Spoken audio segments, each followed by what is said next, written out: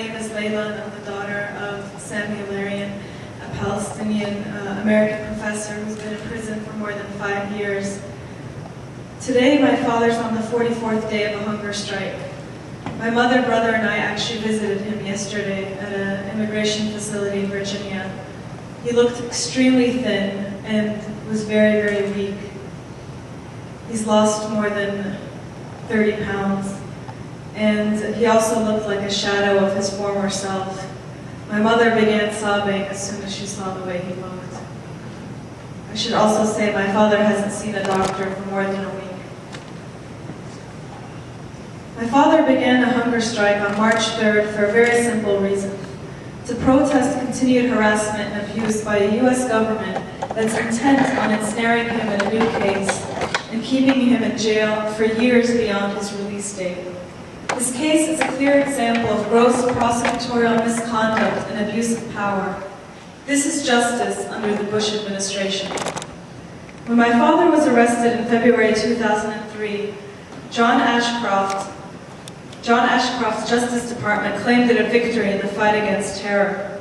But a federal jury in a conservative district in Florida, after looking at reams of quote-unquote evidence, rejected the government's case wholesale.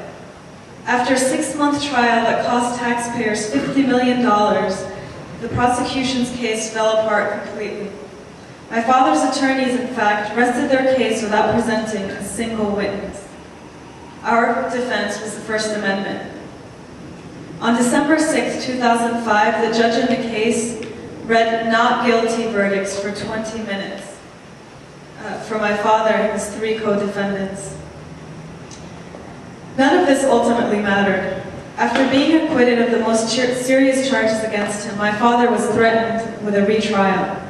Though the overwhelming majority of jurors voted for full acquittal, 2 of them had stubbornly refused to acquit my father based not on any evidence, but on their feelings, this according to another juror. To avoid a trial on the hung counts and to finally bring his nightmare to an end, my father decided to sign a plea agreement. Little did we know that we would be standing here 2 years later, begging and pleading with the government to keep their end of this plea agreement. Under the plea agreement, my father should have been released last April at the latest. But when he didn't testify before a grand jury because it was a violation of that plea agreement, he was held in civil contempt, pushing his release date to April 11th of this year at the latest. So why hasn't my father been released and deported as promised? This is justice under the Bush administration. My father's case is no longer about the Palestinian-Israeli conflict or about any statements he may have made 30 years ago. This is about the rule of law. My father's been kept away from his family for far too long. How much longer will the government seek to imprison him in order to punish him for his views, speeches, and associations? This case is closely watched by millions of people all over the world, including the Middle East and Europe. We cannot lecture others about human rights and civil liberties when we hold prisoners for political reasons on our own shores. On Friday, the day of my father's scheduled release, he was placed in the custody of immigration officials. We asked these officials to release and deport him immediately. We asked that no new charges be brought against him.